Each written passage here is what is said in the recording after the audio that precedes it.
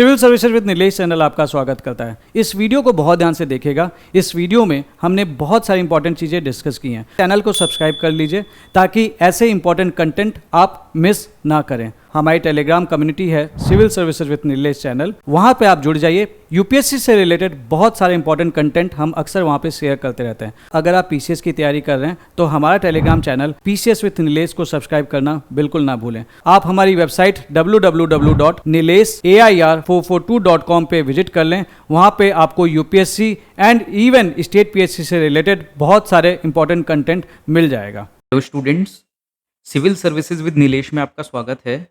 आज हम एक नई सीरीज शुरू करने जा रहे हैं जो योजना सीरीज़ हमारी होगी। इसमें हम क्या करेंगे, जो योजना की मैगज़ीन है उसको होलिस्टिकली कवर करेंगे। अगर कोई योजना मैगज़ीन को पढ़ने जाता है तो उसमें 50+ पेजेस देखने को मिलते हैं और इतना सारा सिलेबस होता है जिसमें आपको मेंस का इतना कुछ कवर करना होता है कि योजना मैगज़ीन पढ़ पाना आपके लिए पॉसिबल नहीं हो पाता है, क्योंकि you have to cover a lot of syllabus. But हमने देखा है कि टॉपर्स हमेशा ये बोलते हैं कि दे रेफर्ड योजना टू, यानी उन्होंने योजना को भी रेफ़र किया था अपने सिलेबस में और उससे वैल्यू एडिशन किया था अपने मेंस के आंसर्स में। क्योंकि हम देखते हैं कि जो मैगज़ीन्स निकाली जाती हैं कोचिंग इंस्टीट्यूट्स के द्वारा, उनको पढ़ने के बाद भी कुछ जो लैक्यूनाज हैं, कुछ गैप्स हैं वो रह जाते हैं। कुछ वैल्यू एडिशन करने की उसके बाद भी ज़रूरत पड़ती है योजना से।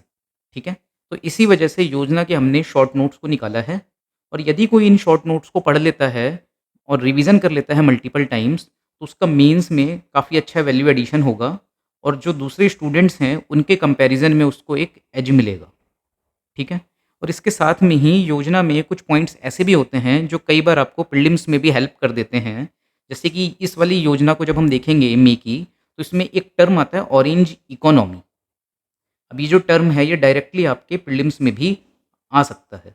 तो इस तरीके से बहुत होलिस्टिकली इस बुक को हम कवर करते चलेंगे और इसको करने के बाद में आपका कुछ भी योजना से छूटेगा नहीं मे की मैगज़ीन से। ठीक है, तो हम स्टार्ट करते हैं। तो जब हम बात करते हैं मे की योजना की, तो उसमें जो आर्टिकल्स हैं उसकी एक बार हम थोड़ी सी इंडेक्स देख लेते हैं ताकि हमको ये आइडिया हो जाए कि मे के मंथ में वो कौन से टॉपिक्स हैं जिनको फोकस करते हुए मैगज़ीन को बनाया गया है। ठीक है, तो जो आर्टिकल 1 है वो waves empowering India's creative economy के बारे में है। आर्टिकल 2 भी वेव्स के ऊपर है। आर्टिकल 3 की यदि हम बात करते हैं तो वो इंडिया की क्रिएटिव कैपिटल फॉर इकोनॉमी की बात करता है। ठीक है, creative capital for economic and cultural rise. अब चौथा आर्टिकल अगर हम देखें तो वो इंडियन फिल्म्स पर है। फिफ्थ आर्टिकल हम देखें तो इंडियन एनिमेशन के ऊपर है। तो इससे जो एक चीज़ आपको समझ में आएगी वो क्या है, वो ये है कि भाई जो मे की मैगज़ीन है योजना, वो बेसिकली वेव पर फोकस कर रही है और उसके साथ में वो फिल्म इंडस्ट्री पर फोकस कर रही है। अगर हम वेव की बात करेंगे तो वेव क्या है, इसकी फुल फॉर्म होगी वर्ल्ड ऑडियो विजुअल। ठीक है, और आखिरी में इसमें क्या होगा, इंटरटेनमेंट। इसको हम अभी आगे डिटेल में पढ़ेंगे कि ये वेव्स क्या है और किस तरीके से इसका जो समिट होना है, वेव्स का आखिरी मतलब कि जो ये वाला समिट है 2025 का, ये हो रहा है मुंबई में। सो इसकी क्या इंपॉर्टेंस है इंडिया के लिए। ठीक है, और किस तरीके से इंडिया को एक ग्लोबल स्टेचर पे एक इम्पॉर्टेंट पोजीशन पर लेके आता है। तो अगर हम देखें तो योजना का एक एडिटोरियल जो है हमने एज इट इज़ अपनी मैगजीन में भी रख दिया है योजना के शॉर्ट नोट्स में, ताकि आप देख सको कि जो ओरिजिनल योजना मैगजीन है उसमें किस तरीके से आर्टिकल्स आए हुए हैं और क्या जो ये सीरीज़ जब हम कवर करते हैं इस पर्टिकुलर वीडियो को, तो मे की मैगज़ीन कवर करने के बाद में वो जो पॉइंट जो एडिटोरियल्स में डायरेक्टली दिए हुए हैं वो होलिस्टिकली आपके कवर होते हैं कि नहीं होते हैं, आप उसको एक बार चेक भी कर सकते हो। तो जब हम बात करते हैं पहले आर्टिकल की, तो एडिटोरियल जो है वो कहता है India's media and entertainment sector. Bharat में मीडिया और जो मनोरंजन का जो क्षेत्र है उसके ऊपर ये आर्टिकल है और इसमें बात करी गई है इंडिया की स्टोरी टेलिंग लीगेसी और कल्चरल रूट्स की। जैसे मैंने आपको अभी बताया कि इंडिया में वेव्स जो है उसका समिट जो है वो हो रहा है कहाँ पे, अभी मई में ही वो हुआ है। कहाँ हुआ है, मुंबई में। ठीक है, तो जब हम कहते हैं कि मुंबई में वेव्स का समिट हुआ है, यानी कि world audio visual entertainment summit. तो इससे हमको एक चीज़ ये समझ में आती है कि इंटरटेनमेंट से रिलेटेड ये मामला है। और जब हम इंटरटेनमेंट की बात करेंगे तो उसमें एक मेजर रोल प्ले किया जाता है फ़िल्म इंडस्ट्री के द्वारा, ठीक है? और जब हम फ़िल्म इंडस्ट्री की बात करते हैं दुनिया भर में, तो एक नाम जो हमारे दिमाग में आता है वो हॉलीवुड आता है, ठीक है? उसके अलावा के पॉप ड्रामाज़ भी हमारे दिमाग में आते हैं। इन द सिमिलर वे हमारे दिमाग में बॉलीवुड भी आता है।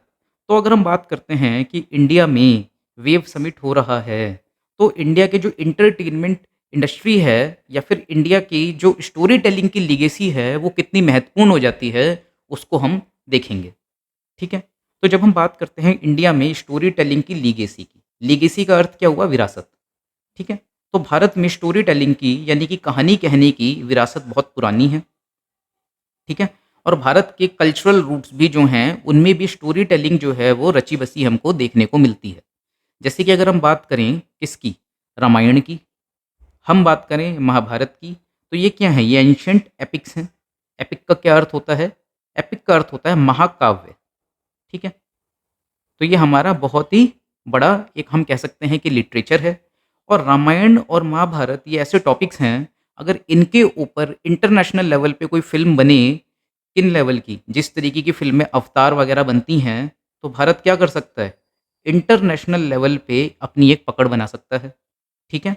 इसी तरीके से हमारे पास में पंचतंत्र की कहानियाँ हैं, जिसको किसने लिखा था? विष्णु शर्मा ने लिखा था, ठीक है? इसमें क्या कहते हैं, जो स्टोरीज़ हैं वो बच्चों के लिए स्पेसिफिकली बनाई गई हैं, ठीक है? जिनको पढ़ने में बच्चों को बड़ा मज़ा भी आता है। इसी के साथ में हमारे पास में जातक कथाएँ हैं, जो बौद्ध धर्म से संबंधित हैं, और ये भी कहानियाँ बचपन में आप लोगों ने भी पढ़ी होंगी। तो हम क्या कह सकते हैं कि भारत में जो स्टोरी टेलिंग की लीगेसी है, वो बहुत पुरानी है। हमारे पास में एक पुरानी विरासत रही है कहानियों को कहने की। हमारी संस्कृति में कहानियाँ रची-बसी हैं। अगर हम थोड़ा-सा और एग्ज़ाम्पल्स लें, तो हमें देखने को मिलते हैं भारत में बहुत सारे टेम्पल्स, ठीक है? और उन टेम्पल्स में जो आर्किटेक्चर आप देखोगे, जो डिज़ाइन्स आप देखोगे, उसमें भी आपको स्टोरी टेलिंग नज़र आती है। भले ही वो खजुराहो के मंदिर हों, ठीक है? या फिर वो कोणार्क टेम्पल हो, कहाँ का? ओडिशा का, भुवनेश्वर में जो हैं। इन सब में आपको क्या देखने को मिल जाएगा? स्टोरी टेलिंग की लीगेसी देखने को मिल जाएगी, ठीक है? इसी तरीके से जैन लिटरेचर में भी हमारे पास में अगम्स हैं। तो हमारा एक रिच कल्चर रहा है किसका? स्टोरी टेलिंग का। और नैरेटिव स्ट्रेंथ भी हमारे पास में है, जिससे हम ग्लोबल लिटरेचर को प्रभावित कर सकते हैं, ठीक है? हमारे पास में लिटरेचर की फील्ड में प्रेमचंद हैं। प्रेमचंद का गोदान, निर्मला है हमारे पास में। और किस तरीके से जो गोदान नॉवल है वो दुनिया भर में पॉपुलर हुआ था, ठीक है? तो इन सब के ऊपर भी फ़िल्में बनाई जा सकती हैं। तो जिस देश के पास में एक वास्ट लिटरेचर होगा, उसके पास में एक बहुत बड़ा स्कोप हो सकता है फ़िल्मों को बनाने का, ठीक है? फिर हम बात करते हैं मीडिया एंड एंटरटेनमेंट सेक्टर की और उसकी एक इकोनॉमिक इम्पोर्टेंस की। तो सबसे पहले हमने क्या देखा? हमने देखा कि सिंस इकोनॉमिक्स, जब हम एंटरटेनमेंट सेक्टर की बात करते हैं, we have a rich tradition of story telling and we have rich cultural roots. Now अब हम बात करेंगे कि इकोनॉमिक इम्पोर्टेंस यानी कि आर्थिक महत्व क्या है मीडिया और एंटरटेनमेंट सेक्टर का। तो अगर हम करंट वैल्यू की बात करते हैं, तो 29.4 बिलियन डॉलर का करंट वैल्यू है हमारे एंटरटेनमेंट सेक्टर की। और जो प्रोजेक्टेड ग्रोथ है वो 2027 तक कितनी है? 36.1 बिलियन डॉलर। ऐसा क्यों है? तो एक चीज़ जो हमको देखने को मिलती है वो ये है कि जीडीपी में जो कंट्रीब्यूशन है मीडिया और एंटरटेनमेंट सेक्टर का, वो बहुत ज़्यादा है। फिर बात आती है कि what are the growth drivers? इतना ज़्यादा जो कंट्रीब्यूशन है वो क्यों है, और भविष्य में उसमें हमको ऐसा क्यों लगता है कि वो इंक्रीज़ होगा? तो उसके पीछे कुछ कारण हैं। क्यों? भारत के पास में एक बहुत बड़ी पॉपुलेशन है, ठीक है? और हर समाज की पॉपुलेशन को एंटरटेनमेंट की ज़रूरत होती है। यानी कि हमारे पास में कंज़्यूमर है और वो कंज़्यूमर डिमांड करता है। क्यों? क्योंकि जैसे-जैसे पॉपुलेशन बढ़ रही है, या जैसे-जैसे हम कह सकते हैं कि इंडिया में जो स्टैंडर्ड ऑफ लिविंग है, लोगों का बेहतर होता जा रहा है, उससे क्या होगा? लोगों में जो एंटरटेनमेंट की भूख है, वो बढ़ेगी। तो कंज़्यूमर डिमांड बढ़ रही है। इसके साथ में टेक्नोलॉजिकल एडवांसमेंट भी हमको देखने को मिल रहे हैं। भारत में कई ऐसी फ़िल्में बन रही हैं, जिनमें बड़े स्तर पे वीएफएक्स का प्रयोग हो रहा है, ठीक है? तो जैसे-जैसे देश में टेक्नोलॉजिकल एडवांसमेंट होगा, वैसे-वैसे भी हमारी जो एंटरटेनमेंट सेक्टर है या जो एंटरटेनमेंट इंडस्ट्री है, उसका कंट्रीब्यूशन जीडीपी में बढ़ता चला जाएगा। उसके अलावा इनोवेटिव कंटेंट क्रिएशन जो है, वो भी हमको देखने को मिलता है। अगर हम बात करें टीवीएफ की, तो टीवीएफ की जो पंचायत सीरीज़ है या जो उसकी और भी बाकी की सीरीज़ हैं, परमानेंट रूममेट वगैरह, वो हम देखते हैं कि कितना इनोवेटिव कंटेंट क्रिएशन कम बजट में किया जा रहा है। तो इस तरीके से हमारे यहाँ पर एंटरटेनमेंट सेक्टर जो है, उसका आर्थिक महत्व, उसकी इकोनॉमिक इम्पोर्टेंस बढ़ती चली जा रही है। फिर अब हम बात करेंगे कि एंटरटेनमेंट सेक्टर की जब हम बात करते हैं, तो गवर्नमेंट का क्या स्टैंड है? तो गवर्नमेंट की अगर हम बात करें, तो हमारे प्रधानमंत्री ने भी इसको एंटरटेनमेंट सेक्टर को एक सनराइज़ सेक्टर बोला है। सनराइज़ सेक्टर या सनराइज़ इंडस्ट्री वो होती है, जो अभी अपने ग्रोइंग फ़ेज़ में है और फ्यूचर में वो और बेहतर करेगी, ऐसी हमको आशा रहती है। ठीक है? तो M&E ने इसको रिकॉग्नाइज़ किया है सनराइज़ इंडस्ट्री के तौर पर। अब जब किसी इंडस्ट्री को सरकार सनराइज़ इंडस्ट्री कह रही है और उसको सपोर्ट की बात कर रही है, तो सरकार सपोर्ट करती है किसमें? इनोवेशन में, स्किलिंग में। स्किलिंग में क्या है? नई-नई स्किल्स उनको सिखाई जाएँगी और इससे क्या होगा? जॉब क्रिएशन भी तो होगा। ठीक है? फिर हमारे पास में ओटीटी आ चुका है और हमने देखा है कि किस तरीके से ओटीटी एक रेवोल्यूशन यानी क्रांति के तौर पे उभर के आया है, जिसमें नेटफ्लिक्स है, अमेज़न प्राइम है, अब तो हमारे पास में जियो सिनेमा भी है, ठीक है? जी5 हमारे पास में है। तो इतने सारे ओटीटी प्लेटफ़ॉर्म्स हैं, जो लोगों का हर टाइम पर वेब सीरीज़ ला-ला के एंटरटेनमेंट कर रहे हैं। और जब हम ओटीटी की बात करते हैं, तो एक पॉइंट आपको समझने का है कि इसकी रीच बहुत ज़्यादा ब्रॉड है। क्यों हम कह रहे हैं कि ओटीटी की रीच ब्रॉड है? क्योंकि ओटीटी जो सेक्टर है, वो ऐसा है कि उसको आप घर बैठे कहीं पे भी देख सकते हैं। एक मात्र छोटा-सा इंटरनेट का रिचार्ज करवा के और कुछ छोटा-सा मिनिमल अमाउंट ऑफ पे करके सब्सक्रिप्शन के लिए, और ये इंक्लूसिव एक्सेस रखता है। अब इसमें प्रसार भारती वेव्स ओटीटी भी लेके आया गया है। ये प्रमोट करता है कल्चरल डाइवर्सिटी और रीजनल स्टोरी टेलिंग को। अब ये रीजनल स्टोरी टेलिंग को कैसे करता है, उसका भी हम एक एग्जाम्पल ले सकते हैं। एक सीरीज़ आई थी जामतारा, ठीक है? तो जो जामतारा जो सीरीज़ थी, इसने झारखंड के एक छोटे से रीजन में किस तरीके से फ्रॉड चल रहा था, मोबाइल फ्रॉड चल रहे थे कि जो कॉल कर कर के लोगों के साथ में स्कैम किया जाता है, उसको उजागर किया था। तो एक रीजनल स्टोरी थी, जिसने अपनी पकड़ बनाई। इसी तरीके से हम बात कर सकते हैं मिर्ज़ापुर की। तो मिर्ज़ापुर भी एक पर्टिकुलर रीजन की स्टोरी थी।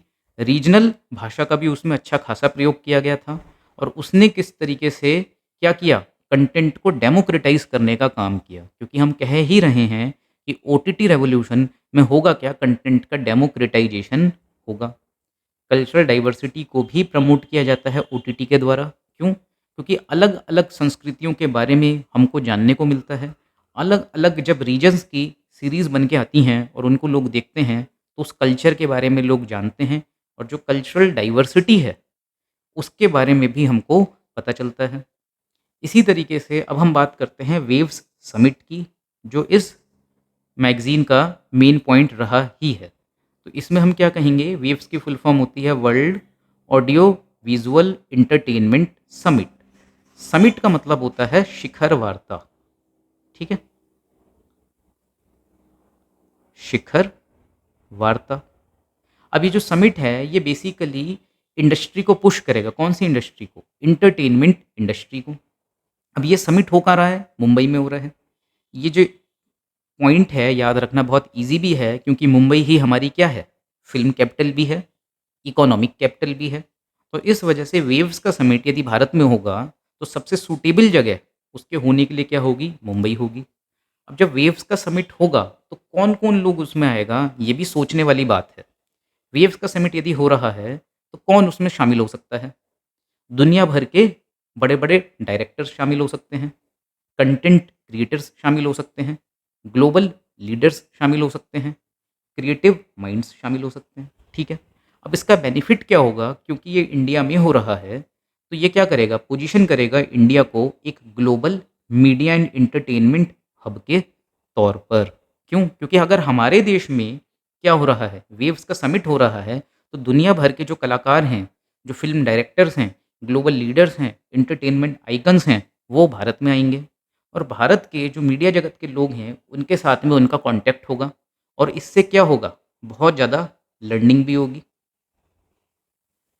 इंडिया क्या कोशिश करेगा कि उनको यहाँ पे अट्रैक्ट करा जाए और वो लोग यहाँ पे क्या करें, इन्वेस्टमेंट करें, यानी कि भारत में निवेश करें, दूसरे देश के फिल्म इंडस्ट्री वाले भारत में वो क्या करें, शूटिंग करें। और इंडिया के जो डायरेक्टर्स हैं और जो फॉरेन डायरेक्टर्स हैं उनके बीच में कोलैबोरेशन हो, ठीक है, एक्सेलरेट हो इनोवेशन और ग्लोबल फुटप्रिंट को भारत में स्ट्रेंथन किया जाए।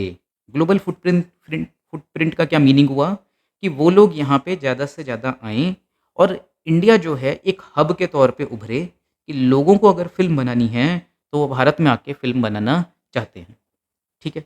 अगर हम एक थोड़ा-सा उदाहरण लें तो हम देख सकते हैं कि यूएई जैसा जो देश है वो भी क्या कर रहा है, वहाँ पे डेज़र्ट एरिया जो है, उसको प्रमोट किया जा रहा है किसके लिए? फ़िल्में बनाने के लिए। अगर हम बात करें यूएसए में जो कैलिफ़ोर्निया वाला जो रीजन है, वो भी डेज़र्ट के आस-पास वाला रीजन है, जहाँ पे एग्रीकल्चरल एक्टिविटीज़ तो हो ही नहीं सकती हैं। उस एरिया को वो लोग क्या कर रहे हैं? As a film industry promote कर रहे हैं। वहीं पे आपको लास वेगास देखने को मिलता है। In the similar way Bharat में भी वो क्षेत्र जो एग्रीकल्चर के लिए बहुत ज़्यादा अच्छे नहीं हैं और जहाँ पे डेज़र्ट रीजन्स हैं, उनको हम भी प्रमोट कर सकते हैं किसके लिए? शूटिंग के लिए, ठीक है? फिर हम बात करते हैं कि जो वेव समिट है इससे फ्यूचर आउटलुक क्या होगा? ग्लोबल लीडरशिप पोटेंशियल, ये एक ड्राइवर हो सकता है ग्रोथ का। डिजिटल कंटेंट में भारत में बूम हो सकता है। स्टार्टअप इकोसिस्टम जो है उसको भी ये और ज़्यादा प्रमोट करेगा। एडवांस्ड टेक्नोलॉजी एडॉप्शन होगा क्योंकि अलग-अलग देश के जब लोग आएँगे, content creators, tech developers Bharat में आएँगे और भारत के भी टेक डेवलपर्स जब उनसे मिलेंगे तो उनके बीच में क्या होगा? नॉलेज का आदान-प्रदान होगा, नॉलेज का एक्सचेंज होगा। सो इससे जो स्ट्रेंथ निकल के आती है वो क्या है? Diverse market, cultural richness, skilled workforce. अब ये कल्चरल रिचनेस कैसे होगी? जब भी 2 कल्चर जो हैं, उनका आमना-सामना होता है, तब हम क्या करते हैं, दूसरे कल्चर को कुछ देते हैं और दूसरे कल्चर से कुछ लेते हैं। तो जो गिव एंड टेक होगा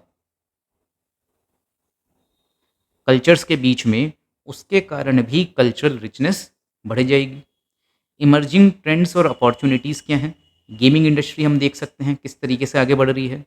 स्ट्रीमिंग प्लेटफ़ॉर्म हमको पता ही है किस तरीके से आगे बढ़ रहे हैं। गेमिंग इंडस्ट्री की अगर हम बात करें तो काउंटर स्ट्राइक हो गया, पबजी हो गया, ये गेम्स आज भी बड़े पॉपुलर हैं, ठीक है? वर्चुअल रियलिटी, ऑगमेंटेड रियलिटी, इसके ऊपर तो प्रीलिम्स में क्वेश्चन भी आया हुआ है ना? तो ये इमर्जिंग ट्रेंड्स और अपॉर्च्युनिटीज़ हैं और क्रिएटिव एंटरप्रेन्योरशिप में राइज़ भी हमको देखने को मिल रहा है, ठीक है? तो अगर हम बात करें कि वेव्स करेगा क्या? एम्पावर करेगा इंडिया की क्रिएटिव इकोनॉमी को।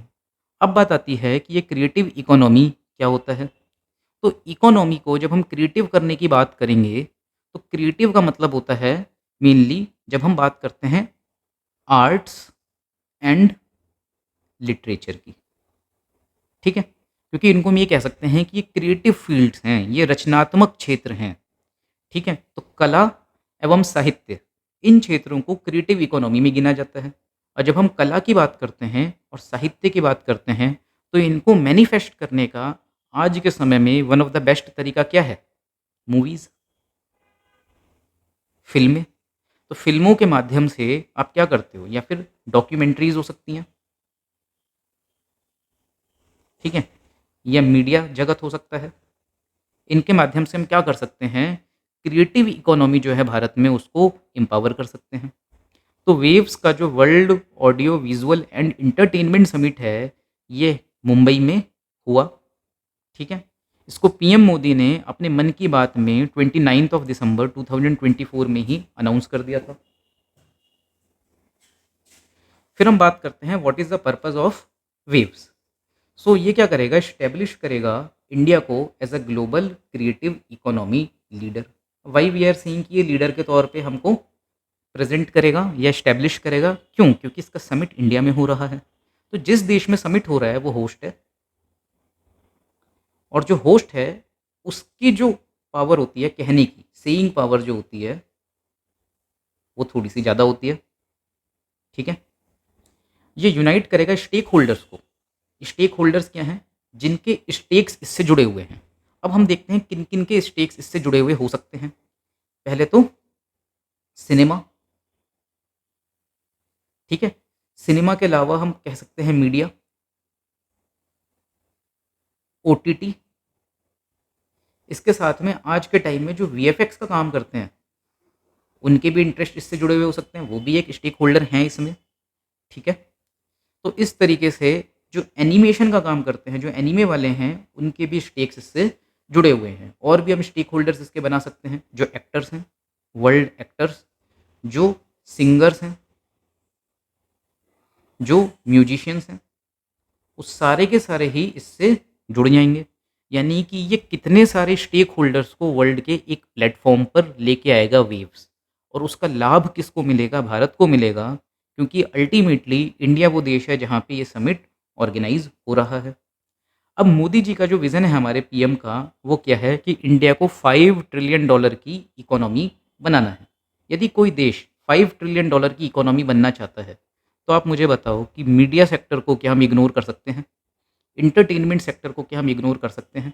बिल्कुल भी नहीं। क्योंकि इंटरटेनमेंट सेक्टर जो है एक बहुत बड़ा सेक्टर है। बहुत सारे लोग जो हैं उससे डायरेक्टली और इनडायरेक्टली जॉब्स भी पाते हैं। तो इस वजह से अगर $5 ट्रिलियन की इकोनॉमी बनना है तो हमको इंटरटेनमेंट सेक्टर को बहुत सीरियसली लेना होगा। और हम ये भी देखते हैं कि किस तरीके से जो एनिमेशन है, किसका? जापान का। उसने जापान की एक सॉफ्ट पावर दुनिया भर में बनाई है। और आज की जिसको हम जेनजी कहते हैं, वो जापान एज अ कंट्री को भी बहुत पसंद करते हैं उनके एनीमे के कारण। जो के पॉप ड्रामाज हैं उनको देख देख के जो आजकल की जेनजी है, उनको South Korea as a country में भी बड़ा इंटरेस्ट आ रहा है।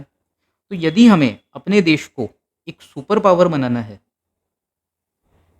तो हमें अपनी सॉफ्ट पावर को और स्ट्रॉन्ग करना होगा। और उस सॉफ्ट पावर को स्ट्रॉन्ग करने में जो मीडिया और एंटरटेनमेंट सेक्टर है वो एक बहुत बड़ा रोल प्ले कर सकता है। क्योंकि हमारे पास में भी काफ़ी अच्छी स्टोरीज़ हैं, एक रिच कल्चर है, एक रिच माइथोलॉजी है। तो जब हम एवेंजर्स जैसी सीरीज़ देख सकते हैं, तो भारत का भी तो एवेंजर्स बन सकता है अपने रिच कल्चरल स्टोरीज़ को आगे बढ़ाकर। ठीक है, तो पीएम मोदी का जो विज़न है वो ये है, inspire youth to lead the creative and digital innovation sectors, promote India soft power through cultural story telling. ठीक है, अगर हम पंचतंत्र पे ही एक हॉलीवुड लेवल की सीरीज़ बना दें या फिल्में या एपिसोड्स बना दें और उनको इंग्लिश में भी रिलीज़ करें, तो आप सोच सकते हैं कि किस तरीके से हमारी जो सॉफ्ट पावर है वो दुनिया भर में और ज़्यादा बढ़ सकती है। सो अब हम बात करते हैं वेव्स समिट के ओवरव्यू की। तो इसमें क्या होगा? ग्लोबल इंडस्ट्री के लीडर्स आएंगे, इंटरटेनमेंट आइकन्स आएंगे, क्रिएटिव माइंड्स होंगे, उनका कोलैबोरेशन होगा और ग्रोथ की अपॉर्चुनिटीज़ भी बड़े स्तर पर होंगी। ठीक है, तो इस तरीके से ये जो डायग्राम्स होते हैं आप मीन्स के एग्ज़ाम में भी बना सकते हो।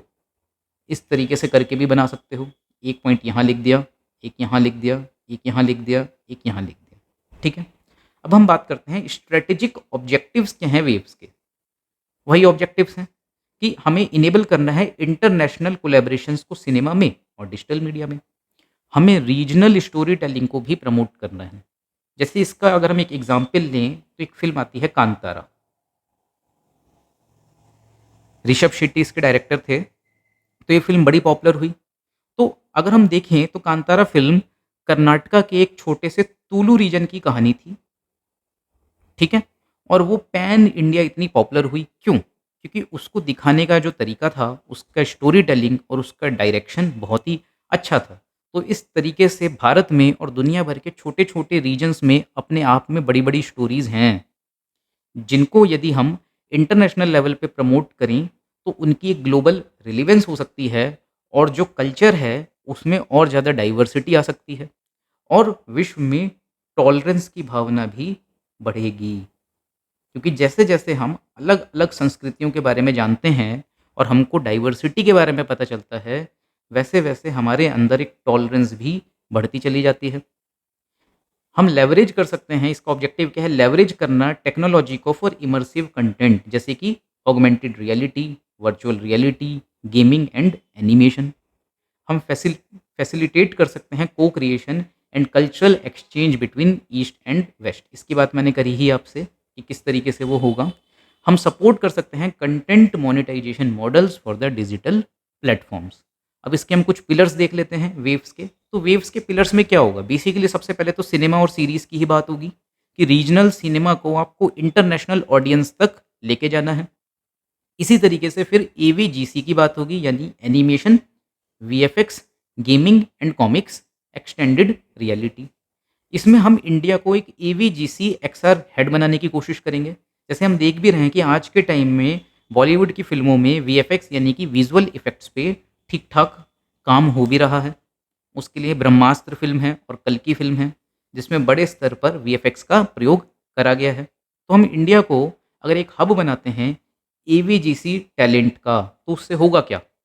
भारत में बहुत सारे लोग हैं जो वीएफएक्स भी सीखेंगे, उस पे काम करेंगे, तो इससे जॉब क्रिएशन भी भारत में बढ़ेगा, ठीक है?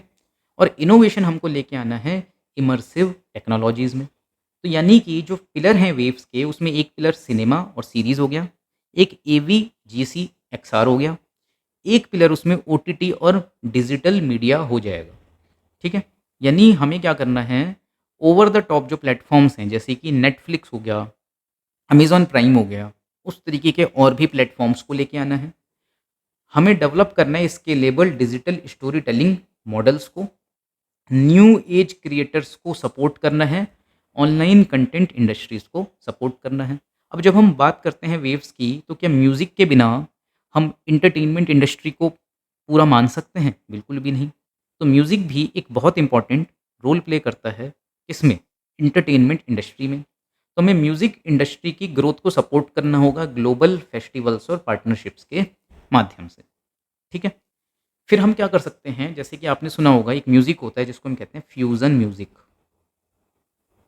तो ब्लेंड कर सकते हैं, ब्लेंड मतलब मिक्स कर सकते हैं, जो हमारा ट्रेडिशनल इंडियन म्यूज़िक है विद द कंटेम्परेरी फॉर्मेट्स। ऐसा आपको देखने को मिल भी रहा है आजकल कि किस तरीके से जो पॉप म्यूज़िक है प्लस जो क्लासिकल म्यूज़िक है, उसको मिक्स करके भी सॉन्ग्स आजकल आते हैं।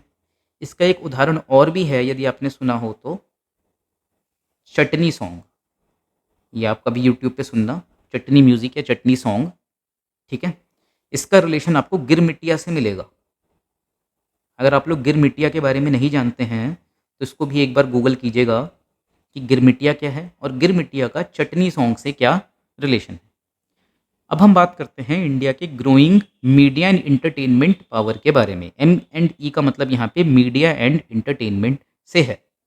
तो इंडिया जो है, अभी तक हम कह रहे थे कि कंटेंट कंज्यूमर ज़्यादा है, लेकिन उसका ट्रांजिशन हो रहा है from content consumer to content creator. तो अगर हम कंटेंट क्रिएटर बन रहे हैं, यानी मीडिया और एंटरटेनमेंट की फील्ड में हम पावरफुल होते जा रहे हैं। प्राइम मिनिस्टर जो हैं, उन्होंने एम्फेसाइज़ किया है इंडिया के पोटेंशियल को इन animation and gaming during the independence day of 2024। So gaming sector जो है, उसमें भी भारत के पास में अच्छा खासा पोटेंशियल यानी अच्छी खासी क्षमता है। हमें ट्रेडिशनल लिटरेचर का और एपिक्स का प्रयोग करना चाहिए अपने गेम्स को बनाने में, ठीक है? तो इस तरीके से इंडिया की जो सॉफ्ट पावर है वो कितनी आगे जाएगी। सोचो, अभी हम देखते हैं छोटा भीम जैसे कार्टून जो हैं, या हनुमान जैसे जो कार्टून्स थोड़े बहुत हैं, वो किस तरीके से इंडिया की सॉफ्ट पावर को दुनिया भर में लेके जाते हैं। तो अगर उस तरीके से हम गेम्स भी डेवलप करते हैं, तो इंडियन कल्चर जो है वो किस तरीके से दुनिया भर में प्रमोट हो सकता है, ठीक है? Youth led growth of digital and creative sectors, ये क्या है? ये हमारी पावर को दिखाएगा। क्यों? क्योंकि इंडिया जो है उसमें मैक्सिमम पॉपुलेशन जो अभी हम देखते हैं, मेजॉरिटी ऑफ द पॉपुलेशन वो बिलो 35 है, यानी कि we have a good demographic dividend, ठीक है? तो उस डेमोग्राफिक डिविडेंड को हमें एक पॉजिटिव फील्ड की ओर लेके जाना है, पॉजिटिव सेक्टर में मोड़ना है। और उसमें एक बहुत इंपॉर्टेंट रोल कौन प्ले कर सकता है? ये जो गेमिंग सेक्टर है या जो डिजिटल सेक्टर है, ठीक है। अब हम बात करेंगे ऑरेंज इकोनॉमी की। तो जब हम ऑरेंज इकोनॉमी बोलते हैं तो orange economy basically means creative economy. ये बहुत इंपॉर्टेंट है, प्रीलिम्स में भी क्वेश्चन आ सकता है। Orange economy sometimes in news is related to, ठीक है। तो ये रिलेटेड है टू इकोनॉमी, मतलब refers to economy based on ideas, culture, intellectual property and digital content. Simple है। अब इंडिया का कंट्रीब्यूशन इज रैपिडली राइजिंग, इसमें बढ़ रहा है। क्यों? क्योंकि यूथ क्रिएटिविटी कर रहा है। यूट्यूब पे भी हम देखते हैं कि किस तरीके से नए नए तरीके के वीडियोस हमको देखने को मिल रहे हैं, ठीक है, जो इंडिपेंडेंट कंटेंट क्रिएटर्स के द्वारा बनाए जा रहे हैं, वो भी ऑरेंज इकोनॉमी का एक पार्ट है। रीजनल कंटेंट का भी एक्सपेंशन हो रहा है। थ्राइव यानी कि बढ़ता हुआ एक स्टार्टअप इकोसिस्टम है, ठीक है। और इसके साथ में डिजिटल ट्रांसफॉर्मेशन भी हो रहा है ट्रेडिशनल फॉर्मेट्स का। फिर हम बात करते हैं इंस्टीट्यूशनल और पॉलिसी सपोर्ट की। तो भाई पॉलिसी सपोर्ट यानी कि नीतिगत स्तर पे जो समर्थन है वो कैसे मिल रहा है। इसका मतलब हुआ कि गवर्नमेंट के द्वारा क्या काम किए जा रहे हैं। तो पॉलिसी रिफॉर्म्स की जब हम बात करते हैं तो एफडीआई की लिमिट को रिलैक्स किया गया है, यानी फॉरेन डायरेक्ट इन्वेस्टमेंट जो है उसको सरल बना दिया गया है। और यदि भारत में फॉरेन डायरेक्ट इन्वेस्टमेंट के जो नॉर्म्स हैं उनको रिलैक्स किया जाएगा तो इंडिया में फॉरेन डायरेक्ट इन्वेस्टमेंट आने की संभावना बढ़ जाएगी। फॉरेन इन्वेस्टमेंट ज़्यादा से ज़्यादा आएगा। इसके साथ में हमने सिंगल विंडो क्लियरेंसेस का काम किया है फॉर दी फिल्म प्रोडक्शन। वरना पहले फिल्म को प्रोड्यूस करने के लिए आपको मल्टीपल विंडोज़ हुआ करती थी। अलग अलग मिनिस्ट्री या अलग अलग डिपार्टमेंट आपको अलग अलग क्लियरेंसेस देता था। तो फिल्में बनाना अपने आप में एक बहुत ही कम्बरसम काम हो जाया करता था।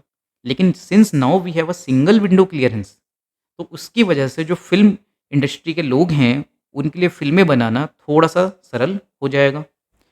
उसके अलावा जो एवीजीसी है, इसके एक्सपोर्ट पे भी इंसेंटिव्स दिए जा रहे हैं सरकार के द्वारा। इसमें ए से क्या मीनिंग है? इसमें ए से मीनिंग होगा एनीमेशन का, ठीक है? और सी से क्या होगा? कॉमिक्स। चलो जी से क्या होगा? जी से हो जाएगा गेमिंग। वी से आप लोग कमेंट बॉक्स में बताना। फिर जब हम बात करते हैं कि सरकार क्या कर रही है और इंस्टीट्यूशनल सपोर्ट कैसे दे रही है, तो सरकार बना रही है NCOE,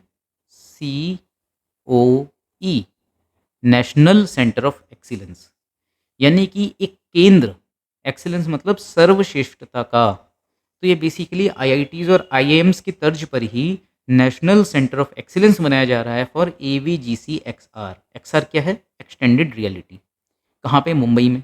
यहाँ पे ट्रेनिंग दी जाएगी किससे रिलेटेड? वीएफएक्स से रिलेटेड, ठीक है, और गेमिंग से रिलेटेड, कॉमिक्स से रिलेटेड, एनिमेशन से रिलेटेड। रिसर्च एंड डेवलपमेंट पे फोकस होगा और इंडस्ट्री को सपोर्ट किया जाएगा। तो waves initiative backed by ministries of आई&बी, यानी इंफॉर्मेशन ब्रॉडकास्टिंग मिनिस्ट्री ने इस वेव इनिशिएटिव को बैक किया, इसका समर्थन किया। रेलवे मिनिस्ट्री ने भी इसका समर्थन किया। इलेक्ट्रॉनिक्स एंड आईटी इंडस्ट्री ने भी इसका समर्थन किया, ठीक है। तो इस तरीके से हमने देखा कि जो इंस्टीट्यूशनल सपोर्ट है वो भी ठीक ठाक मिल रहा है किसको? इंटरटेनमेंट इंडस्ट्री को। पीएम मोदी ने भी कुछ बोला है वेव्स के बारे में। उन्होंने कहा है कि हमारा गोल, हमारा लक्ष्य क्या होना चाहिए? क्रिएट इन इंडिया, बनाओ भारत में, but create for the world. अगर हम इसकी बात करें तो इसका सबसे अच्छा एग्जाम्पल क्या हो सकता है? RRR फिल्म, या फिर बाहुबली। ये ऐसी आइकॉनिक फ़िल्में हैं जो भारत में बनी हैं लेकिन वर्ल्ड के लिए बनी हैं।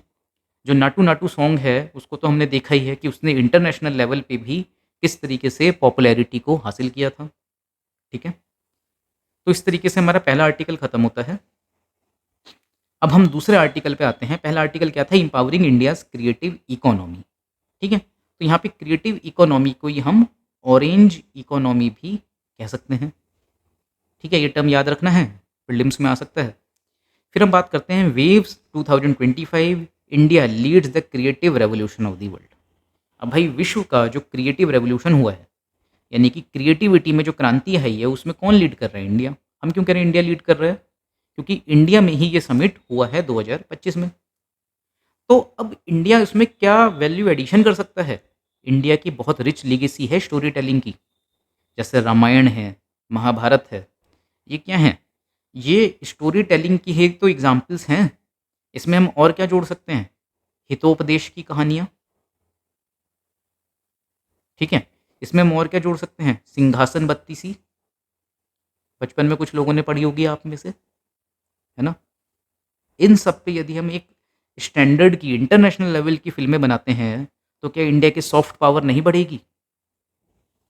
Temple art and statues as visual story telling, यही मैंने आपको पहले भी बताया था कि किस तरीके से जो हमारे यहाँ पे टेम्पल्स हैं, वो भी एक विजुअल स्टोरी टेलिंग के उदाहरण के तौर पे देखे जाते हैं। India as a pioneer of creative expression, 21st century में स्टोरी टेलिंग इवॉल्व हो गई है और स्टोरी टेलिंग कॉमिक्स के माध्यम से भी होती हैं, पॉडकास्ट के माध्यम से भी होती हैं, गेम्स के माध्यम से, ब्लॉग्स के माध्यम से और रील्स के माध्यम से भी होती हैं। इसी में हमने देखा था कि किस तरीके से हमारे पीएम ने क्या कहा था कि जो गेम्स हैं, उनको बेस्ड होना चाहिए इंडियन माइथोलॉजी पर, ताकि इंडिया की जो सॉफ्ट पावर है वो दुनिया भर में पहुँचे। इसी तरीके से जो कॉमिक्स हैं, उनमें भी हम किस तरीके से पॉपुलैरिटी पा सकते हैं। अगर हम देखें तो इंडिया की जो एक कॉमिक्स ठीक-ठाक चली थी, जो इंडिया के महापुरुषों के बारे में थी, वो थी अमर चित्रकथा। इस तरीके की कॉमिक्स को हम इंटरनेशनल लेवल पे भी पॉपुलर कर सकते हैं, उसमें और टेक्नोलॉजिकल एडवांसमेंट्स के माध्यम से उसको हम क्या कर सकते हैं, ऑनलाइन फॉर्मेट में भी रिलीज़ कर सकते हैं, इंटरनेशनल ऑडियंस को ध्यान में रखते हुए। अब जो कल्चरल डिप्लोमेसी है थ्रू स्टोरी टेलिंग, वो किस लाइन पर होगी हमारी? One earth, one family, one future, ठीक है? फिर हम बात करते हैं वेव्स 2025 जो हुआ, ये इंडिया की एंटरटेनमेंट कैपिटल मुंबई में हुआ। इंडिया को एक ग्लोबल क्रिएटिव पावर ये बनाएगा, सुपर पावर। अब ये इंस्पायर्ड किनसे है? जैसे कि दावोस में क्या होता है? वर्ल्ड इकोनॉमिक फोरम होता है। जिस तरीके से कांस में फ़िल्म फेस्टिवल होता है, इसी तरीके से वेव जो है, वह भी एक इंटरनेशनल लेवल पे होने वाला एक समिट है, जो जिस देश में होगा, उस देश की पॉपुलैरिटी को भी बढ़ाएगा। इसके गोल क्या थे? Unified global platform for creators, ठीक है? अब सोचो, ये जो व्यक्ति है, ये क्या कर रहा है? ये मान लो भारत में आ रहा है और भारत के जो डायरेक्टर्स हैं, उसके साथ में बैठ रहा है, तो इससे क्या होगा? हमारे यहाँ के जो डायरेक्टर्स हैं, उनको भी कितना कुछ सीखने को मिलेगा। इसी तरीके से एस.एस. राजामौली जी जो हैं, उनसे इंटरनेशनल डायरेक्टर्स कितना कुछ सीखेंगे, ठीक है? तो टेक्नोलॉजी और क्रिएटिव कम्युनिकेशन को ब्लेंड करेंगे, उनका एक हम क्या करेंगे? मिक्सचर क्रिएट करेंगे। इंडिया की सॉफ्ट पावर और डाइवर्स टैलेंट पूल जो है, वो पूरे विश्व को हम दिखा पाएँगे। ये प्लेटफॉर्म होगा for global media dialogue and cross border collaboration. एक चीज़ और भी होती है कि जब इस तरीके से डायलॉग्स होते हैं, तो एक दूसरे के ऊपर जो हमारी डिपेंडेंसी है वो बढ़ती है, और जब देशों की आपस में डिपेंडेंसी बढ़ती है, तो हमको क्या देखने को मिलता है कि उनके बीच में जो कुछ इश्यूज़ होते हैं, डिप्लोमेटिक इश्यूज़ होते हैं या वॉर लाइक सिचुएशंस भविष्य में क्रिएट हो सकती हैं, उसके चांसेस भी मिनिमाइज़ हो जाते हैं, ठीक है? तो इंडिया की अगर हम मीडिया एंड एंटरटेनमेंट स्ट्रेटजी देखें, तो देखो क्या है? Global platform, a unified digital space for creators world wide. Technology का इंटीग्रेशन होगा, कंबाइन करेंगे हम टेक्नोलॉजी को विद क्रिएटिव कम्युनिकेशन। हम अपनी सॉफ्ट पावर को दिखाएँगे, इंडिया के कल्चरल इन्फ्लुएंस और टैलेंट को दिखाएँगे। जैसे कि जो बुद्धिज़्म है, वो इंडिया के साथ-साथ में हम देखते हैं कि east Asia, south east Asia पे ठीक-ठाक प्रभाव रखता है, ठीक है? तो जब साउथ ईस्ट एशिया और ईस्ट एशिया में बुद्धिज़्म का ठीक-ठाक प्रभाव है, तो उसके माध्यम से हम अपनी जो कल्चरल डिप्लोमेसी है, उसको कितना ज़्यादा स्ट्रॉन्ग कर सकते हैं, ठीक है? फिर की फीचर्स क्या होंगे वेव्स के? एक तो बाज़ार होगा, यानी इसमें मार्केट स्पेस होगा for creators to pitch and sell their content. Global media के बीच में डायलॉग्स होंगे, जो कुछ चैलेंजेस आते हैं, उनके सॉल्यूशंस भी मिल सकते हैं, क्योंकि जब-जब डायलॉग्स होंगे, उसी टाइम पे तो चर्चा, वाद विवाद के माध्यम से, वार्तालाप के माध्यम से we will get the solutions. Industry leaders और क्रिएटर्स के बीच में ये एक पुल का काम कर सकता है। स्टोरी टेलिंग को भी हम रीइमेजिन कर सकते हैं। जो न्यू टेक्नोलॉजीज़ आ रही हैं, जिनको हम इमर्सिव टेक्नोलॉजीज़ कहते हैं, जैसे कि artificial augmented reality, virtual reality and VFX, ठीक है? अब इंडिया की जो स्ट्रेंथ है स्टोरी टेलिंग की, वो बहुत ही स्ट्रॉन्ग रही है। जैसे कि लॉन्ग हिस्ट्री रही है हमारी सोशल इश्यूज़ को एड्रेस करने की थ्रू लिटरेचर। जैसे कि अगर हम बात करें, भारतेंदु हरिश्चंद्र का नाम आपने सुना होगा। उन्होंने ब्रिटिशर्स जब इंडिया में रूल कर रहे थे तो एक किताब लिखी थी अंधेर नगरी। तो उसमें उन्होंने जो ब्रिटिश रूल था, जो अंग्रेज़ों का शासन था, उसको अंधेर नगरी चौपट राजा के माध्यम से बताया था। तो सोशल इश्यू को एड्रेस किया ना उस टाइम के। इसी तरीके से हमारे पास में प्रेमचंद हैं, जिन्होंने एक बुक लिखी निर्मला, एक नॉवल लिखा, और उसके माध्यम से उन्होंने क्या किया, उस समय की जो महिलाओं की स्थिति थी उसको एड्रेस किया। इसी तरीके से उन्होंने एक बुक लिखी गोदान, प्रेमचंद ने, जिसमें उन्होंने किसानों के इश्यूज़ को एड्रेस किया। तो भारत के पास में एक लंबा इतिहास रहा है। इसी तरीके से हमारे पास में भक्ति आंदोलन भी है, और भक्ति आंदोलन में जो तुलसीदास हुए हैं, उन्होंने किताब लिखी है कवितावली। फिल्म्स में आ सकता है, ये नोट कर लो, कवितावली। उस कवितावली में उन्होंने उस समय का जो राज था तुलसीदास ने, उसमें क्या-क्या परेशानियाँ हैं उनको उजागर किया था। खेती ना किसान को, भिखारी को ना भीख बली, ऐसी बातें करके। तो हमारे पास में एक लॉन्ग हिस्ट्री रही है सोशल इश्यूज़ को एड्रेस करने की। और स्टोरी टेलिंग जो होती है, जो सोशल इश्यूज़ होते हैं, वो एक टूल होते हैं अक्रॉस द बॉर्डर्स हार्ट्स को कनेक्ट करने के, ठीक है? तो इस तरीके से यदि हम उन लिटरेचर्स को लेके अगर बड़े लेवल पे फ़िल्में बनाते हैं, तो किस तरीके से वो अक्रॉस द बॉर्डर पॉपुलर हो सकती हैं, वो हम देख सकते हैं। और एक भारत श्रेष्ठ भारत का भी स्ट्रॉन्ग अलाइनमेंट होगा इसके माध्यम से। हम हेल्दी, सोशली रिलेवेंट और पीस प्रमोटिंग कंटेंट पे फोकस करेंगे। ग्लोबल आउटरीच क्या है? उसको लेड कौन करेगा? Ministry of information and broadcasting, ministry of external affairs. अब ये जो वेव समिट होगा, इसकी आउटरीच लगभग 100 के आसपास देशों में होगी। पार्टिसिपेशन होगा ग्लोबल लीडर्स का, क्रिएटिव प्रोफेशनल्स का, ठीक है? अब क्रिएटिव इकोनॉमी या क्रिएटर इकोनॉमी इसको हम कह रहे हैं फिल्म इंडस्ट्री को, ये ग्रोथ इंजन की तरह होगा। और इंडिया का जो विज़न है $5 ट्रिलियन की इकोनॉमी बनने का, उसको प्रमोट करेगा। इससे यंग क्रिएटर्स एम्पावर होंगे, बॉलीवुड प्रोफेशनल्स एम्पावर होंगे, रीजनल सिनेमा आर्टिस्ट एम्पावर होंगे, एवीजीसी इनोवेटर्स जो होंगे वो भी एम्पावर होंगे, ठीक है? अब इसमें क्या बात हुई है? फंडिंग और कैपेसिटी बिल्डिंग की बात हुई है। $1 बिलियन के फंड की for access to capital, skill enhancement, यानी कि जो लोग हैं उनके जो स्किल्स हैं उनको बढ़ाने के लिए भी जो है इसमें पैसे का एलोकेशन किया गया है। टेक्नोलॉजी को अपग्रेड किया जाएगा और ग्लोबल स्केलिंग होगी, ठीक है? तो इस तरीके से हमने देखा कि वेव जो है उसका कितना ज़्यादा महत्व है, और भारत में उसका होना, भारत का होस्ट होना किस तरीके से इंडिया को बेनिफिट पहुंचाएगा। अब इसके साथ में ही हम क्या कर रहे हैं, मुंबई में Indian institute of creative technology खोल रहे हैं। ये भी ध्यान रखें आप, इस तरीके के क्वेश्चन भी कई बार प्रीलिम्स में, स्टेट पीसीएस में आ सकते हैं कि Indian institute of creative technology कहाँ पे खोला गया है रिसेंटली, या फिर क्रिएटिव टेक्नोलॉजी से आप क्या समझते हैं, ठीक है? सो ₹391.15 करोड़ का एलोकेशन हुआ है। पीपीपी मॉडल यानी पब्लिक प्राइवेट पार्टनरशिप हमने ली है। अच्छा, इसमें हम जनरली देखते हैं तो पीपीपी मॉडल पे ही क्यों काम करते हैं? क्योंकि अगर हम देखें तो हमारे यहाँ पे जो पब्लिक है, यानी कि जो गवर्नमेंट है, उसके पास में जनरली क्या रहता है, कैश फंड्स की प्रॉब्लम रहती है, फाइनेंस का इशू रहता है।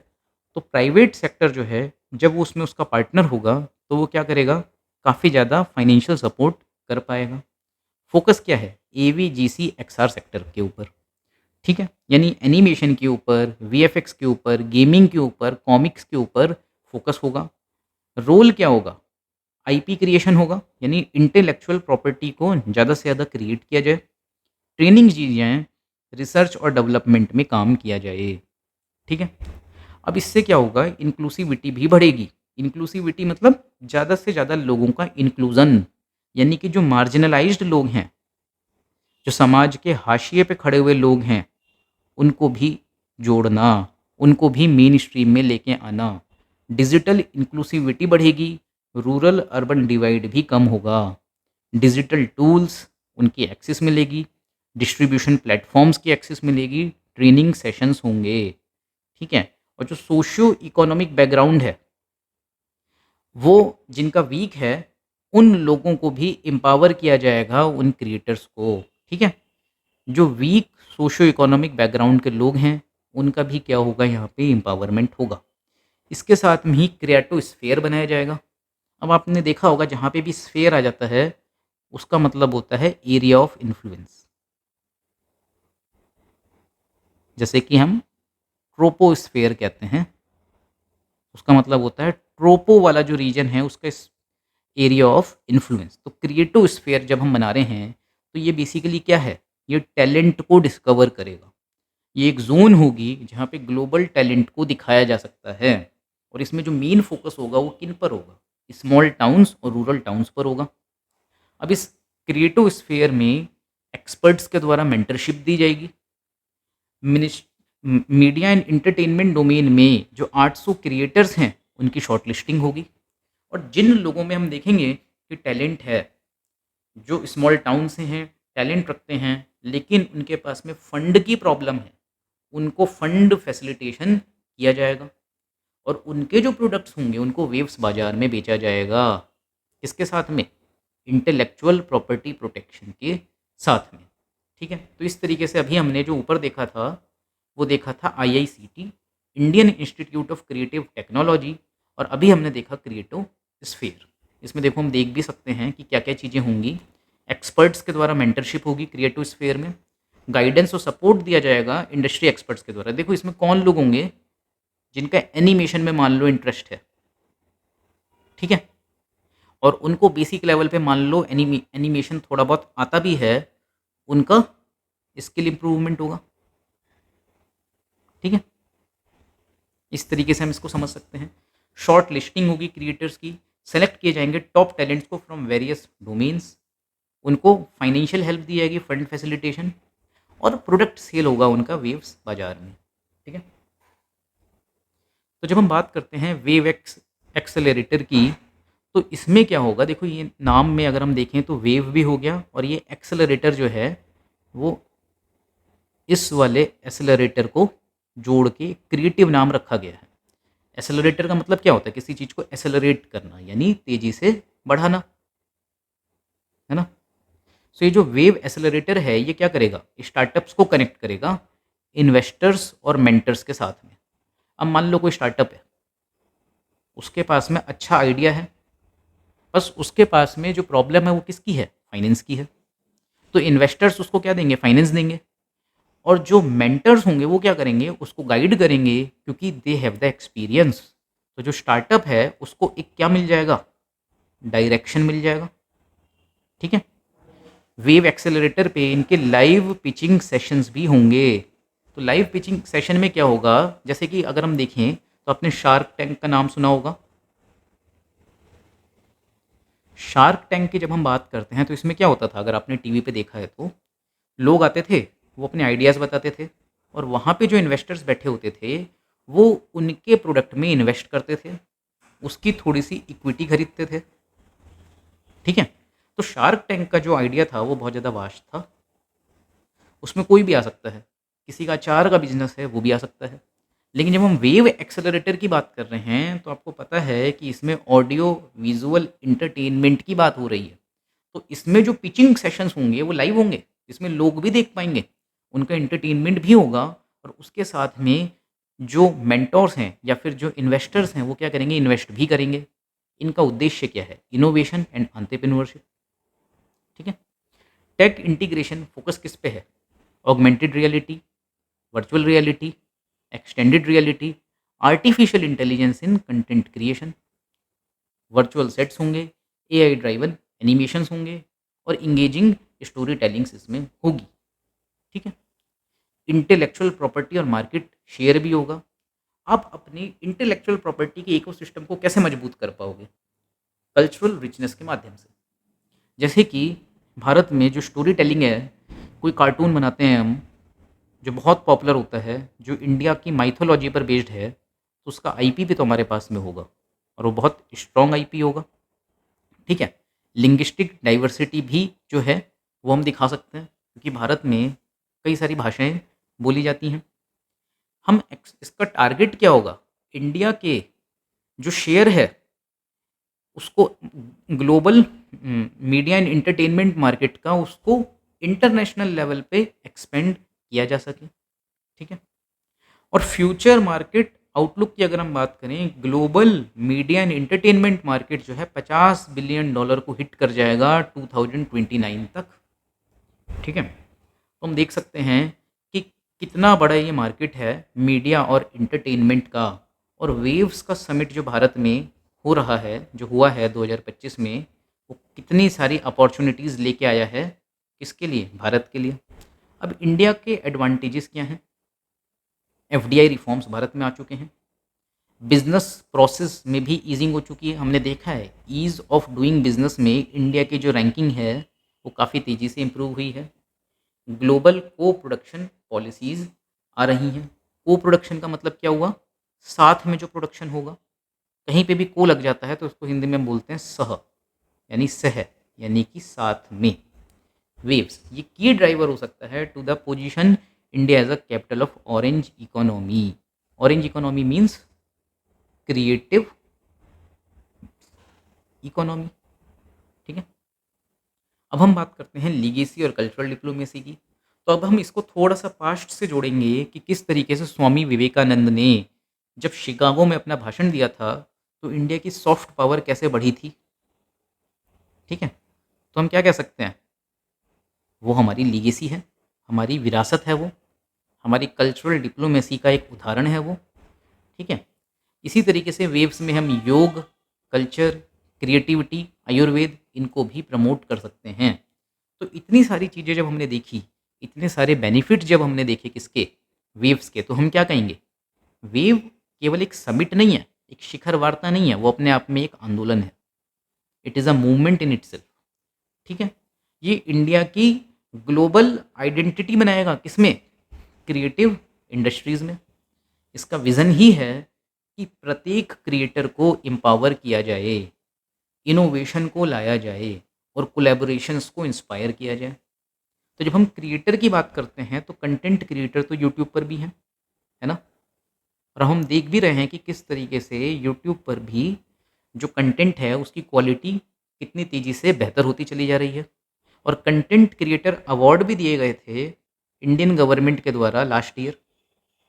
जो कंटेंट क्रिएटर अवार्ड दिए गए हैं वो भी उसी दिशा में एक कदम है कि किस तरीके से हम क्या कर पाएँ, अपने जो डिजिटल कंटेंट क्रिएटर जो एक नया फील्ड उभर के आ रहा है उसको प्रमोट करें। ठीक है। फिर हम थर्ड आर्टिकल को पढ़ते हैं, unleashing India's creative capital for economic and cultural rise. इसमें भी फिर वही बात आती है कि स्टोरी टेलिंग एक पावर है।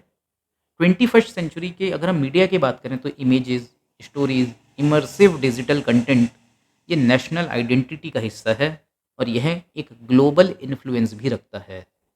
अब भारत जो है वो अभी हम कहते हैं कि फिफ्थ लार्जेस्ट इकोनॉमी है वर्ल्ड की, और हम क्या बनना चाहते हैं? $5 ट्रिलियन की इकोनॉमी बनना चाहते हैं। तो यदि हमें $5 ट्रिलियन की इकोनॉमी बनना है और हम फिफ्थ लार्जेस्ट इकोनॉमी से थर्ड लार्जेस्ट इकोनॉमी बनना चाहते हैं, तो हमें क्रिएटिव इकोनॉमी को प्रमोट करना ही होगा। ठीक है। हमें मीडिया एंड एंटरटेनमेंट सेक्टर में स्किल को प्रमोट करना ही होगा। और उसमें करना क्या है? हमको इंटरसेक्शन करना है, किसमें? टेक्नोलॉजी में भी, कल्चर में भी, स्टोरी टेलिंग में भी और कॉमर्स में भी, क्योंकि फिल्म इंडस्ट्री में सारी ही चीज़ें ज़रूरी हैं। टेक्नोलॉजी में जो कैमरा वर्क है उसकी हम बात करेंगे, कल्चर जो है आपकी स्टोरी टेलिंग को इम्पैक्ट करेगा, और कॉमर्स जो है कि आप कैसा पैसा लगा पा रहे हो और कितना आपका प्रॉफिट हो रहा है, वो भी एक बहुत इम्पॉर्टेंट रोल प्ले करेगा। ठीक है। तो विज़न क्या है? अब हमारा बात करते हैं हम ग्लोबल लीडरशिप के लिए। तो पीएम मोदी की अगर हम बात करें तो वो इंडिया को एक global media entertainment power house के तौर पर देखते हैं। ठीक है, फोकस सेक्टर हमारा क्या टूरिज्म है। तो कोई कह सकता है कि अभी हम बात कर रहे हैं वेव्स की,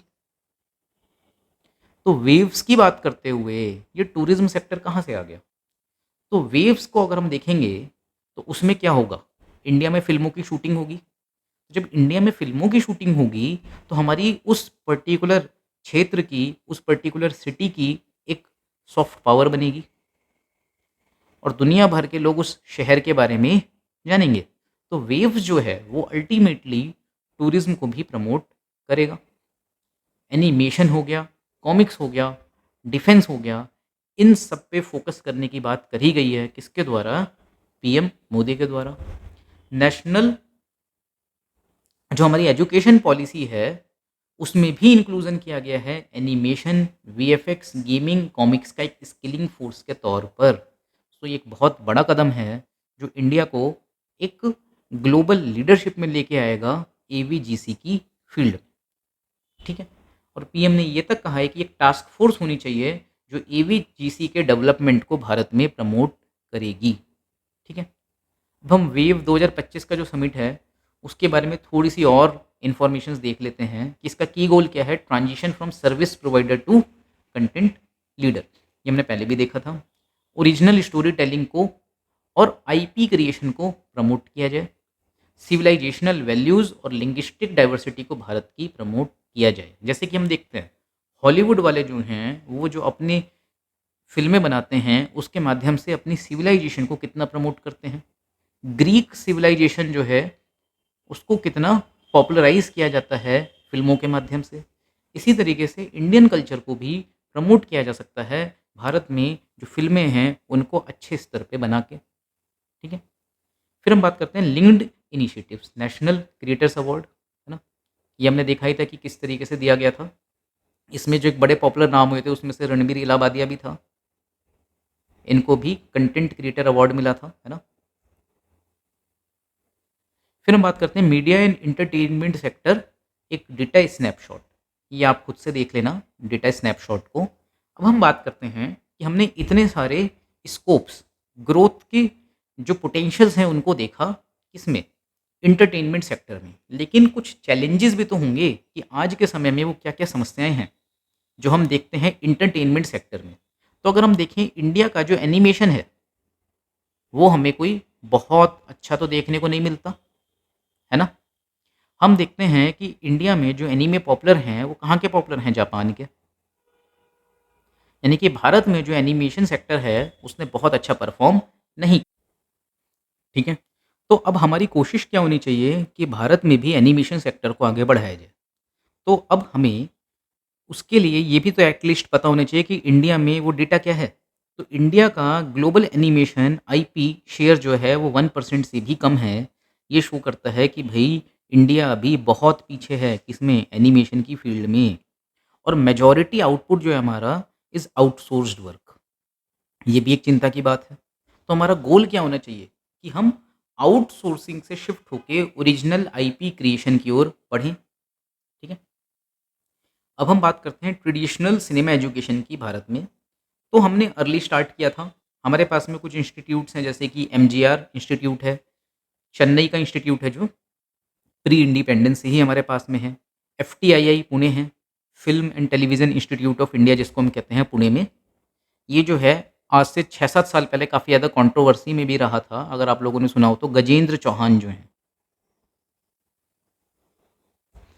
इन गजेंद्र चौहान को क्या किया गया था, इसका हेड बनाया गया था एफटीटीआई का, जिसका काफ़ी ज़्यादा विरोध किया गया था वहाँ के स्टूडेंट्स के द्वारा।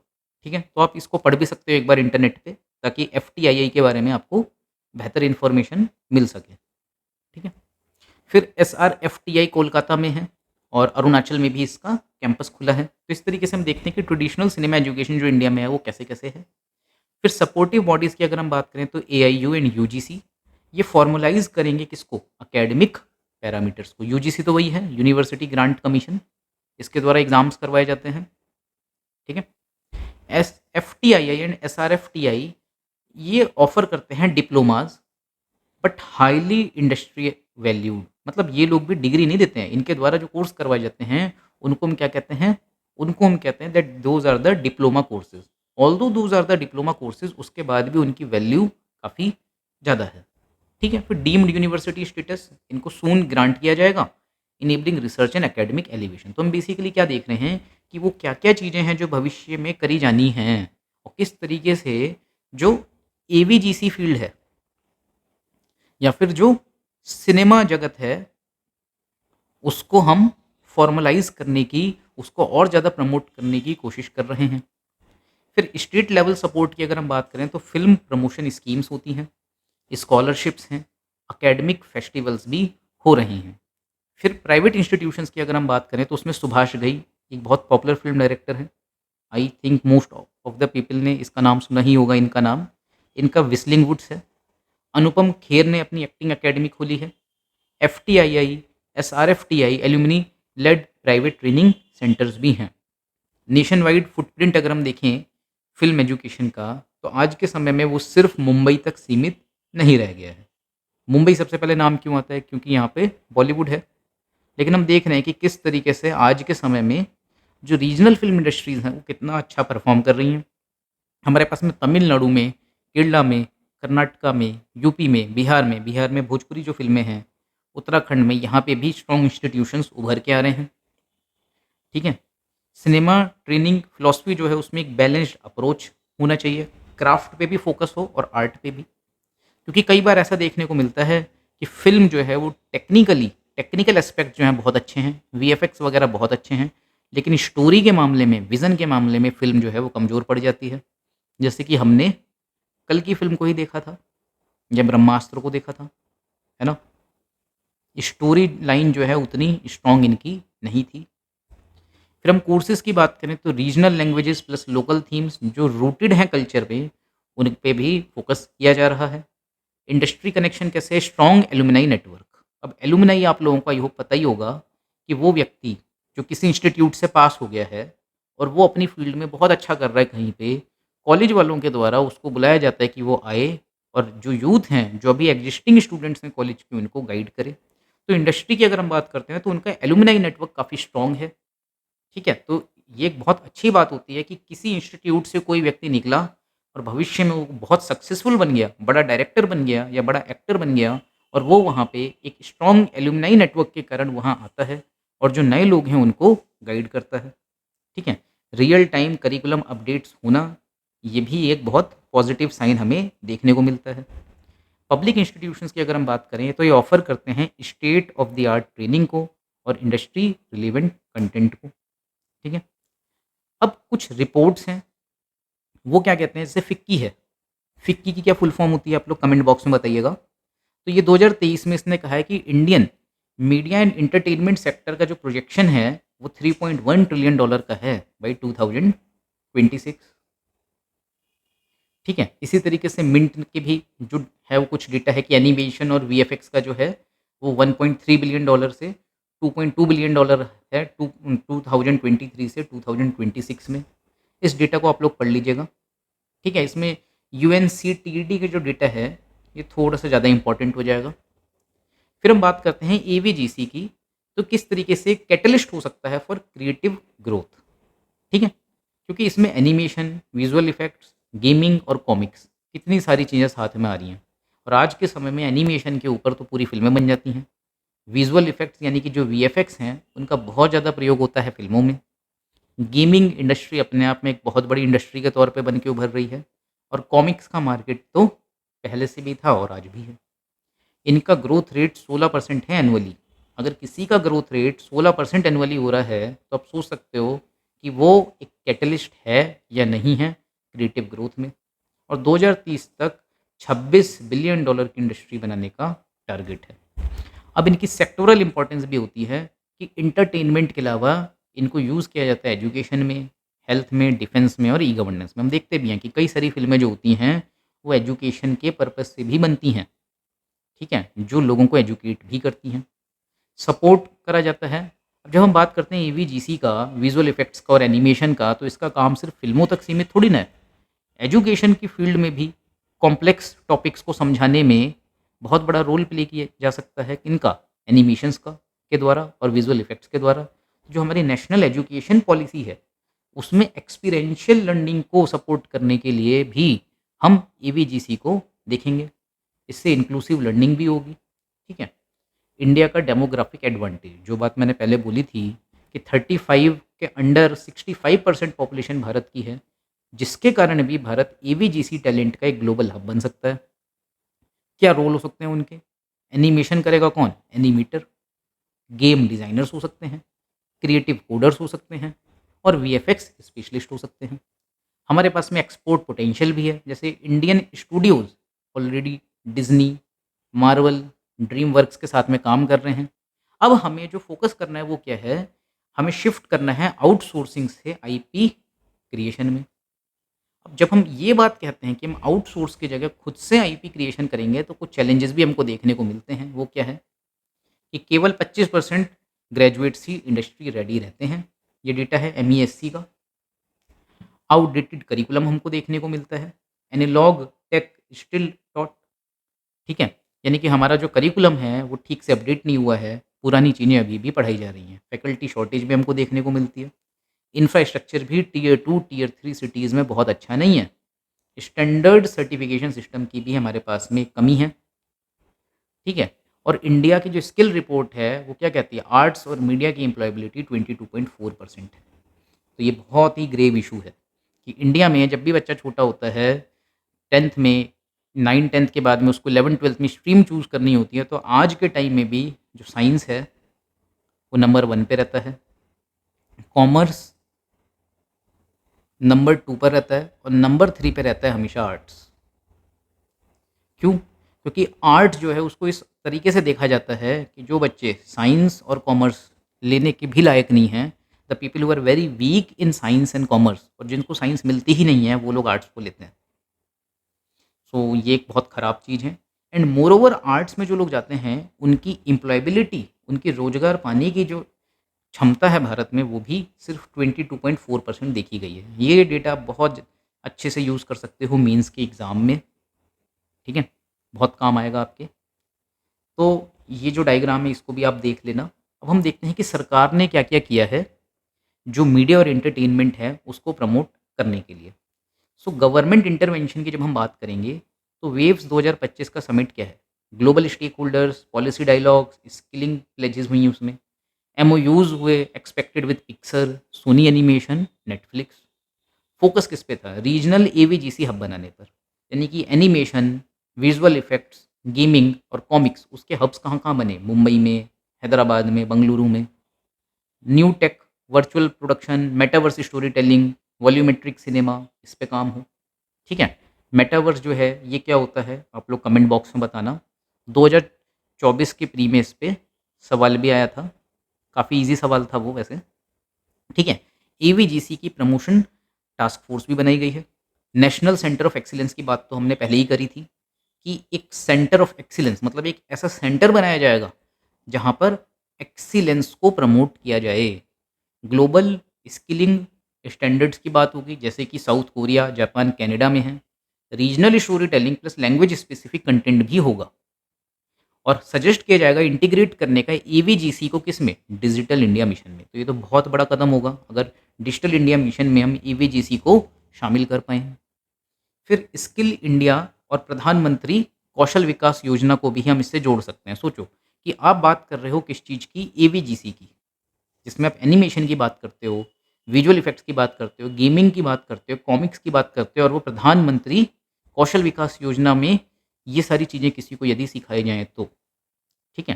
तो 5.5 लाख ट्रेंड हुए हैं इसके अंतर्गत और इसको अलाइन किया जाएगा to national occupational standards. Skill India digital platform की भी बात होगी, डिस्कवरी, सर्टिफिकेशन, जॉब्स। तो कितना बड़ा मतलब सरकार का एक योगदान होगा, गवर्नमेंट का इंटरवेंशन होगा इन सारी चीज़ों के माध्यम से। कि सरकार वेव समिट भी करवा रही है, एवीजीसी के लिए प्रमोशन टास्क फोर्स भी बना रही है और प्रधानमंत्री कौशल विकास योजना में भी इन चीज़ों को प्रमोट करने का प्रयास कर रही है। उसके अलावा जो एनिमेशन है और जो विजुअल इफेक्ट्स हैं वो आपके एजुकेशन में भी काम आएंगे, हमने देखा था नेशनल एजुकेशन पॉलिसी वाला। तो एनईपी 2020 और एनसीएफ 2023 में वोकेशनल ट्रेनिंग क्लास 6 से दी जाएगी। अब बात आती है वोकेशनल ट्रेनिंग होता क्या है? सो वोकेशनल ट्रेनिंग में बेसिकली कुछ ऐसी स्किल्स सिखाई जाती हैं जो जॉब ओरिएंटेड होती हैं, जिनको आपने यदि सीख लिया तो आपकी जॉब लग ही जाएगी। इसका अगर हम बहुत ही सरल एग्जांपल लें वोकेशनल ट्रेनिंग का, तो सिलाई। सिलाई क्या है? एक वोकेशनल स्किल है। यदि आपने सिलाई सीख ली, तो आप सिलाई का काम कर ही लोगे, ठीक है? आप दर्जी का काम कर ही लोगे। इसी तरीके से बुनाई, ठीक है? ये तो बहुत बेसिक हो गया।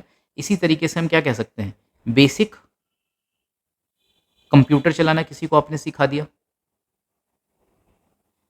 डेटा एंट्री का काम आपने किसी को सिखा दिया, ठीक है? तो ये सब क्या है? वोकेशनल ट्रेनिंग्स होती हैं, और वोकेशनल ट्रेनिंग थोड़े से हाई स्किल्ड भी हो सकती हैं, जो क्लास 6 से ही चालू कर दी जाएंगी, ऐसा नेशनल एजुकेशन पॉलिसी 2020 में कहा गया है। फिर हम कंबाइन करेंगे कोडिंग को, स्टोरी टेलिंग को और एंटरप्रेन्योरशिप को। अब देखो कितना इनोवेटिव आइडिया अपने आप में ही, कि कोडिंग भी हो रही है, स्टोरी टेलिंग भी हो रही है, और एंटरप्रेन्योरशिप यानी कि बिजनेस वो किस तरीके से कोई व्यक्ति कर सकता है वो भी सिखाया जा रहा है। क्रेडिट बेस्ड सिस्टम होगा अक्रॉस डिसिप्लिन, वो भी हमने देखा ही है कि किस तरीके से फ्लेक्सिबिलिटी लाई गई है बच्चों के लिए वो अपने सब्जेक्ट्स को चूज़ करने में। तो सॉफ्ट पावर और कल्चरल डिप्लोमेसी की अगर हम बात करें, तो भारत की फिल्में कौन सी हैं? ट्रिपल आर जैसी। हम जापान से सीख सकते हैं एनीमे, कोरिया से सीख सकते हैं के पॉप, यूएस से सीख सकते हैं हॉलीवुड। इसकी बात हमने पहले भी करी थी। G20 जो 2023 में हुआ था, इंडिया ने डिजिटल नॉलेज हब की भी बात करी थी और अपने आप को उस तरीके से पोजीशन किया था, ठीक है? फ्यूचर पाथवेज क्या हो सकते हैं? डिजिटल मैपिंग एंड एक्सेस, जैसे कि हमने देखा है कि मिशन कर्मयोगी सरकार के द्वारा लाया गया था, आई गॉट कर्मयोगी, जिसमें जो ब्यूरोक्रेट्स हैं या फिर जो हम कहते हैं कि पब्लिक सर्विसेज में जो लोग हैं, उनकी स्किल इंप्रूवमेंट के लिए इसको लाया गया था। गति शक्ति भी हमने देखा है, पीएम गति शक्ति किस तरीके से इंफ्रास्ट्रक्चर को बेहतर करने के लिए लाया गया है। उसी तरीके से online layers, courses, mentors, internships, job listing, ये सब हो सकती हैं। स्टेट लेवल मिशंस हो सकते हैं कि प्रत्येक राज्य स्टेट एवीजीसी मिशन को फॉर्म करे। Creative boot camps, rural fellowships होनी चाहिए for tier 2 and tier 3 and tribal talent. FTII का 75 शॉर्ट टर्म ट्राइबल कोर्सेज हैं, जैसे कि डिस्कवर किए गए उसमें कुछ नए फिल्म मेकर्स को। IFFI का 75 क्रिएटिव माइंड, जिसमें चिदानंद नायक जैसे लोग जो हैं उनको डिस्कवर किया गया। AVGC स्किल ओलंपिक्स भी एक चीज़ है, जिसमें कॉम्पिटिशन्स हो सकते हैं, जैसे कि create in India challenge. Hackathons हो सकते हैं, किसके लिए? स्टोरी टेलिंग और डिज़ाइन इनोवेशन के लिए। तो कंक्लूजन में अगर हम बात करें, तो हमको समझ में आता है कि जो AVGC है, एनिमेशन है, जिसमें हम VFX की बात करते हैं, गेमिंग की बात करते हैं, कॉमिक्स की बात करते हैं, वो इस उसके माध्यम से उसमें यदि स्किलिंग होती है तो एम्प्लॉयमेंट भी मिलेगी, जीडीपी बूस्ट भी होगा, ग्लोबल स्टोरी टेलिंग भी होगी, और भारत का जो ग्लोबल इन्फ्लुएंस है, कल्चरल इन्फ्लुएंस है, वो भी बढ़ेगा। 2047 तक India must move from content back office to global creative boardroom. ये हमारा क्या है? ये एक हमारा गोल होना चाहिए। Creative nation is a future ready nation. तो इस तरीके से हमने जो हमारी योजना मैगज़ीन है, उसके 3 आर्टिकल्स को पढ़ लिया है। आई होप आपको समझ में आया होगा, और जो इसमें डॉट्स को कनेक्ट करने की ज़रूरत थी, वो मैंने करने की कोशिश करी है। आप लोग हमारे चैनल को सब्सक्राइब करें, और इसका जो नेक्स्ट सीरीज़ है, इसका जो नेक्स्ट वीडियो है, वो भी मैं जल्द ही लेके आऊँगा। इस तरीके से हम हर मंथ की योजना को कवर करेंगे, ताकि आपको रेडीमेड नोट्स भी मिल जाएँ, शॉर्ट नोट्स, और उन पे टाइम लगाया जाए वीडियोज़ को देखने में, ताकि जो डॉट्स का कनेक्शन है, वो बेहतर तरीके से हो और आपको मैगज़ीन पढ़ने की ज़रूरत ना पड़े।